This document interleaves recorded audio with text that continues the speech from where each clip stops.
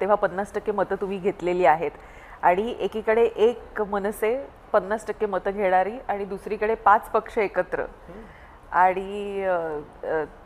हे असताना त्यांना देखील खूप मोठेपणा वाटतो आम्ही जिंकलो. कसे जिंकलात?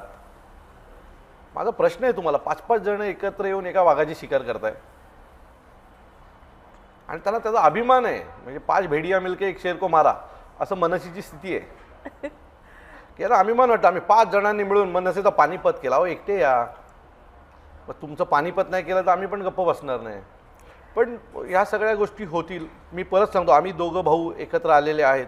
ते काही निवडणुका जिंकाव्यात आणि हा एक पार्ट आहेच, कारण कार्यकर्त्याला पण तो विजयी गुलाल पाहायचा असतो.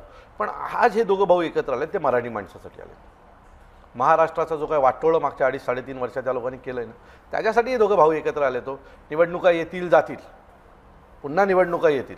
म्हणजे मी 2019ला पण निवडणूक लढलो, 2024ला पण निवडणूक लढलो. सो निवडणुका जातील येतील. आम्ही काम तेच करतोय जे आधी करत होतो. पण यावेळी अधिक कॉन्फिडंट आहात? आम्ही प्रचंड नेहमीच असतो, आशावादी राहिलं पाहिजे. आणि बाळासाहेबांनी जे काय शिकवलं, बाळासाहेबांनी सर्वसामान्य घरातला तरुण पोरगा आज आमदार बनवला, खासदार बनवला, मंत्री बनवला, महाराष्ट्राच्या उच्च पदावर नेले, देशाच्या उच्च पदावर नेले, मुख्यमंत्री दिले.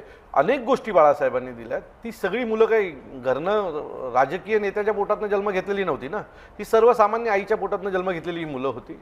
सो आम्हाला खात्री आहे की राजसाहेब पण आम्हाला जिथे जायचं तिथे घेऊन जातील. वेळ लागेल. आजही आम्ही आणि आमच्याकडे जी मुलं आहेत ना, तुम्हाला सांगतो, ही सगळी 22-23 वर्षाची मुलं 2006-07ला मनसेत आली. आज ती सगळी मुलं 40, 42, 45 वयाच्या गटात आहेत. त्यामुळे त्यांना पण काही घाई नाही आहे. त्यांचं राजसाहेबांवर पूर्ण विश्वास आहे आणि त्यांना माहिती आहे की साहेब आमच्यासाठी जे हवं आहे ते सगळं करतील.